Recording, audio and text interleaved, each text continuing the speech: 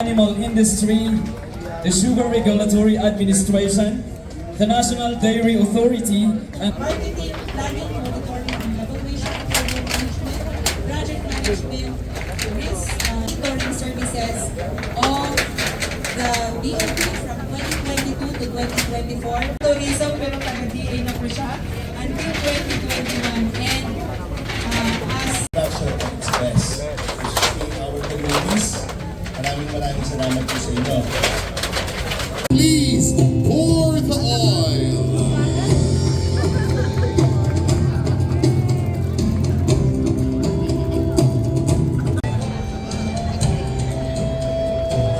Basta Pinangan here in the Cordilleras. It's always what here, what there, what. Okay, makauray kayo. Tamanuto muna. Alright, now on our big cooking station, we can now start the cooking, of course, of our paella. Ala Cordillera. Palakpakan tayo mga Dominita chefs tayo. Maraming salamat to our chefs. The cookout is now set to begin. And of course, what better way to make the food more delicious than to the sounds of the salsa and the dancing.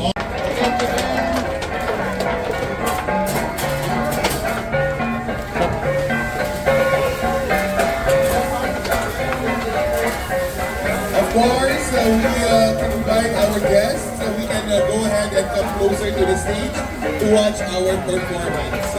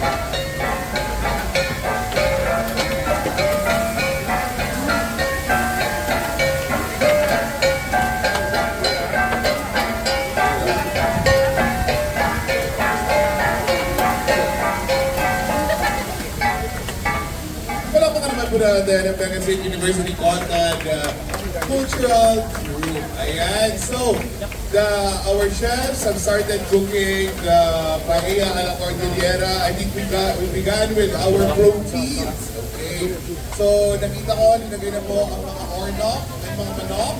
Ayan, nandito na rin po, nilagay na po ang pinuneg natin, which is I think the sausage all the way from Kiangan, Ifugao. Nandito na rin po ang bits and pieces ng kiniing natin, which is our pork. So this is a mixture of different flavors. We also added our first round of spices, the onions, the yellow, and the garlic. Ayan, the garlic has also been added. Alright, garlic is light talaga. Alright, so now they're currently mixing it. The first few ingredients that they're currently now cooking, minimix na po natin sa ating big paella. And I think everybody is takam na, gutom na. Ang mga nakataas, ang mga camera nila, alam ko, nag-grumble ng mga chan na mga to. Baka pauwak iman! Alright, and we can all smell the deliciousness. And then we are just waiting for this to be cooked later. So everybody is working hand in hand. Salamat po sa ating mga chefs. Salamat din po sa ating mga kakaibigan at kasamahan from the University of Baguio students who are currently here assisting ang ating mga chefs dito. And now, linagay na po ang, ano linagay? Shrooms! Ayan, linagay na po ang mga uong, mga damayan. Okay, the mushrooms are also one of the products, of course. Alam po ng mga linulog mo dito ay produkto po ng ating mga farmers all around the Cordilleras.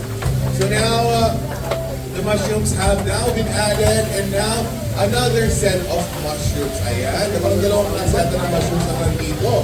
We have oysters, and then I think we have shitake. Okay, and of course, the mga products na to, some of them are actually currently on display sa ating Kadiwa Agri-Business Agri-Servicio Fair. Ayan, so if you are interested to make your own version of the paella a la Cordillera, why not go ahead and purchase from Gumatang Tayuhan na naginilang ng mga farmers sa iyo, naginilang ang products na naginoida. Grabe, nakita mong dedication ng mga chef na to work with uncontrolled heat. Ayan, madali ba na magtrabaho na hindi mo nakokontrol ang init ng apoy? But everybody here is a professional, and everybody here is doing the best that they can, of course, so that we can all share food as a community. Alam niyo po ba, yan naman po ang isa sa mga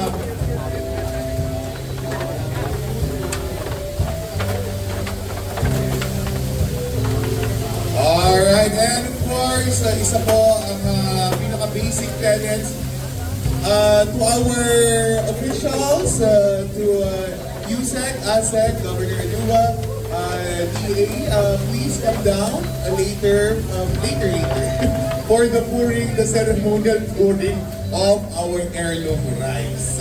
Maraming salamat po. And chefs, kindly advise us if we're ready to pour the rice. Okay, and now what are we pouring? Stock ba to? Broth. Ayan. Alright, so we're pouring the broth na may tubig na pinaghaluan din ng mga spices po natin so that it will increase the taste, of course, of our paella.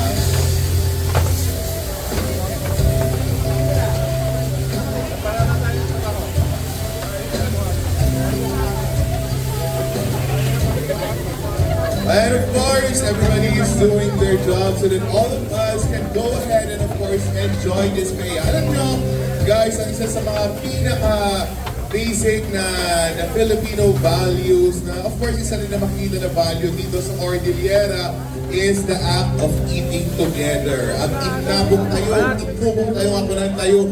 We share food together as friends, as family, as members of the community, which is what we're basically going to do here today. Of course, we know of the words, makiwat-wat, ayan, dapat tayo makihala, makitangan, hindi karni na maiwaras para tatangal daw na ito. Tatangal daw na ito today, ang pawat-wat the Department of Agriculture as we go ahead and feature, of course, ito'y na duma-duma ang produkto ng farmers and fisherfolks sa'yo for today. So please, go ahead and invite your friends. Habang malutluto na ito, gusto mo kumanda, makapangan tayo ang amin. Ayan, awan mo muna, sino pinag? Awan mo muna, Sharon. Baka mo muna dito, ito ano mabati, makita no, ano malinag, Sharon. Wait, baka nalipatan yung Tisili. Nakamukha nito mag-iumay Tisilio. Alright, so there we already see the concoction of our and I think that's is that tomato broth? Ayan. Kaya dinadagdagan pa po nila ng broth ang ating mixture. Nandito na po ang spices natin. Nakamix na rin po ang protein natin, which is our pinunog, our kiniing, our pinuneg. Nandito rin po ang ating mga mushrooms, and of course our garlic and our onions. Habang himekos po ng ating mga professional chefs who are here currently assisting and helping us right now with the cooking of this grand cookout of the biggest paella a la Cordillera. And of course, this is one of the many firsts. We are doing once again a fusion. Kaya tayo may pakita nito, we want to of course show the world the products of the traditional ingredients and the traditional products and most of the products of the Cordilleras. Hindi lang po pang Cordillera, hindi lang po pang Pilipinas, kundi pang worldwide po ito. It means that our products are flexible, our products are adaptable, that we don't only cook it in one way, but we can cook it many ways. So this is a fusion of flavors, meaning we are combining the flavors, of course, of Spain, the paella of Spain, and of course the flavors of the Cordillera. In English, Spanish, Igorot, Spanurot. Joke. Alright, and of course, we're excited tayo mga raman. No idea about your raman, is Spanurot. I'm kidding. Alright, this is a Cordillera Spanish dish that we are currently mixing right now. And of course, one of the basic flavors that we will be tasting from this particular dish is of course yung pinaka-base natin. Yung pinaka-base natin, which is the olive oil that will give the distinct paella flavor. And of course, the Cordillera flavor is coming from the main, one of the main ingredients is our Kalinga heirloom rice or the chong-ak. Is this the rice? Or broth? Okay.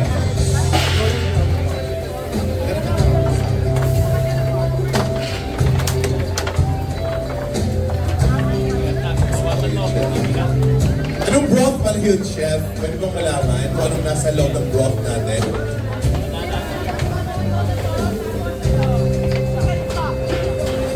Ulit! Dali lang! Chicken stock po sa yung tomato usually tomatoes and sour.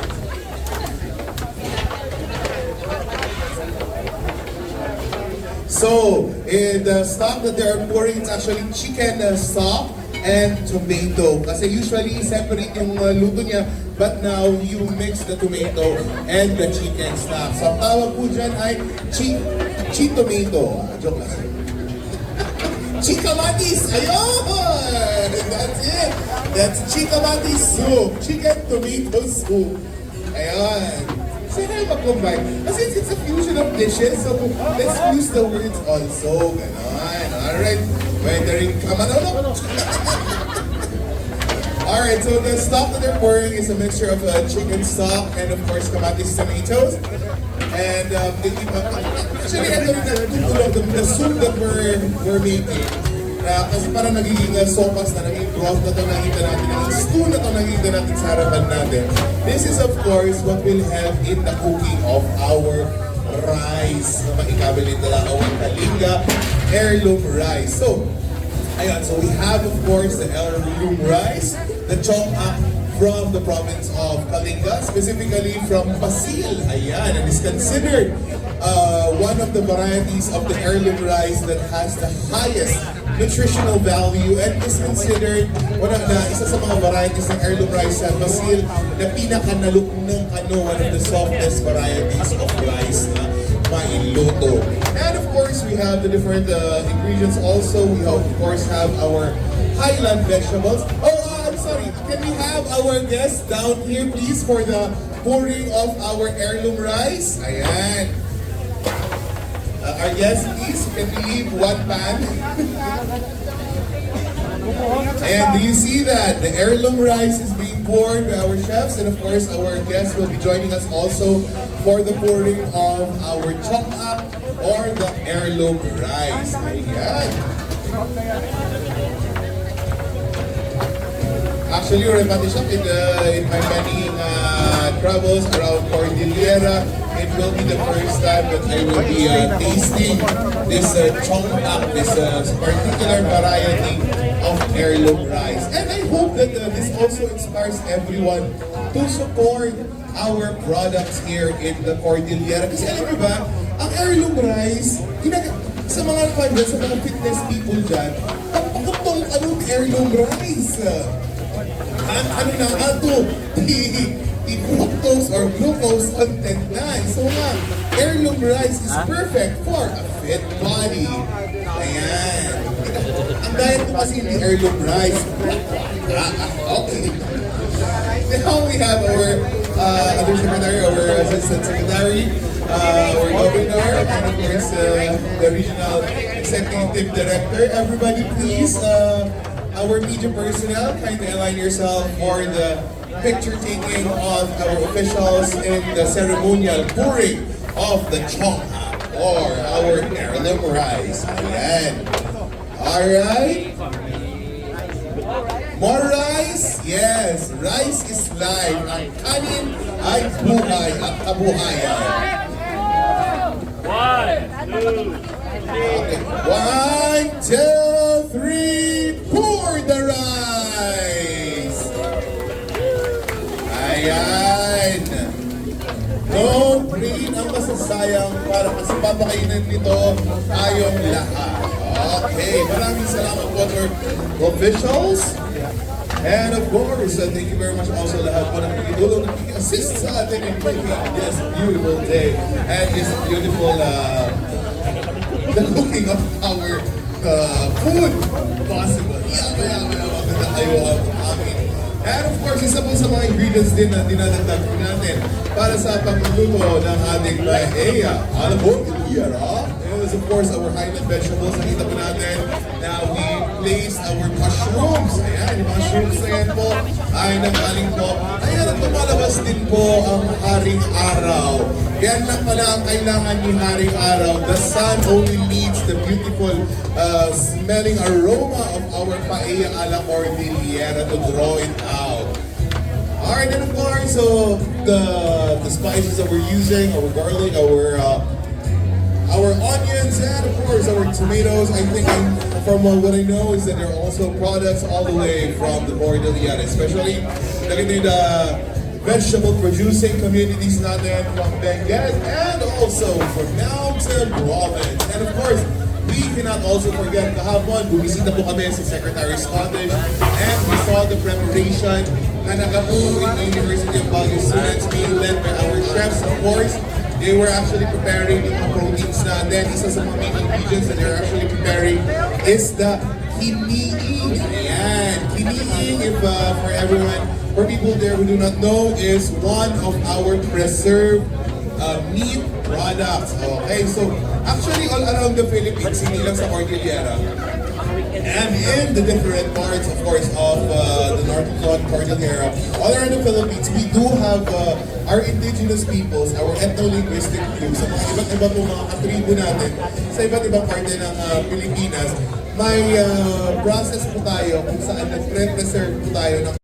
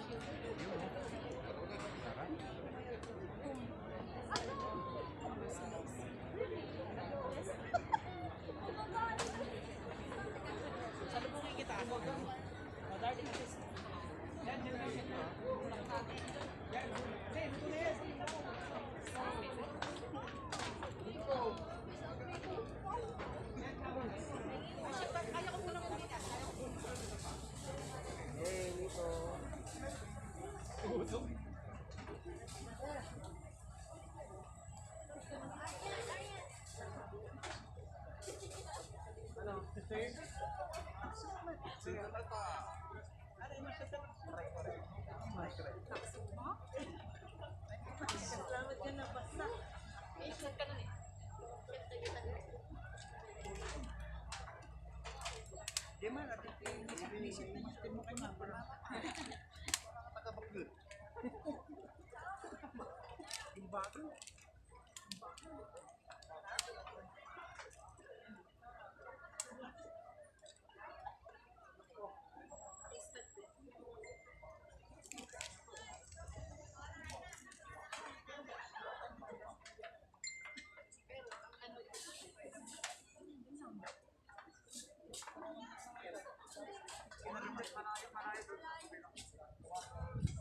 Sila yung nagpahirap.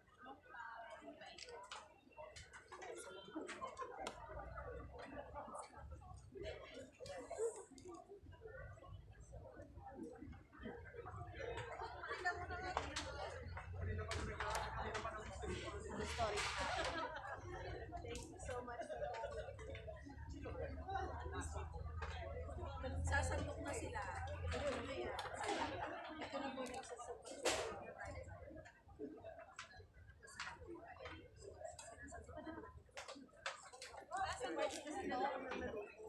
Okay. May parts na hindi ka masyado. May parts na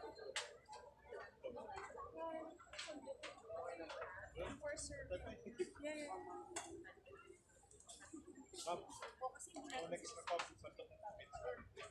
Tingin ka daw dito, patreng sa next na sandok mo. Tapos paharap mo yung pati dito. Tapos smile ma'am ha, smile. With smile ma'am, big smile. Mata na retan, kayo mo. Kasasukan. Chef, sir. Yun o, with smile. Okay, yan. Sige. Gasa. Okay, Uray nung masasukan, sige. Hawakan ko. Pakita ko sa inyo itong paella.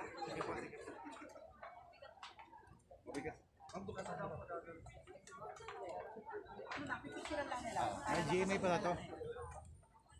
Ayun o. Ayan o. Yun. Sarap niyan. Ayan o. Amoy pa lang, ulam na. Okay, sir. Sige tayo, isa lang ma'am, isa lang. One. Ma'am, dito, sige. Thank you. Alright, thank you po. Thank you. Guys, pwede to. Para bago na may bago kayo nalagyan. Kayo naman. Lalak sila, dyan. Kasi yung kaya na natin sa go.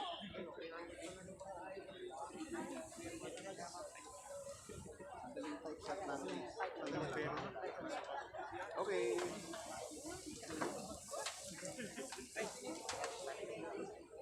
Thank you. Ate, ay sige, okay lang, sige, buhatin niyo na. Next batch ako.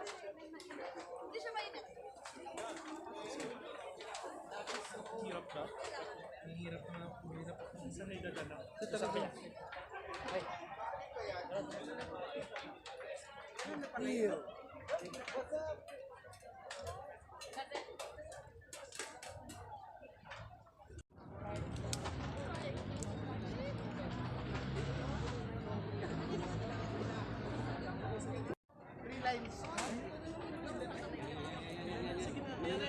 Pila na. Ay, wait lang kasi sa Mga tako ang amin. Ayan. Awan muna at Sharon. Lumabalito. Ada kayo nabati siguro. Mabalik kayo.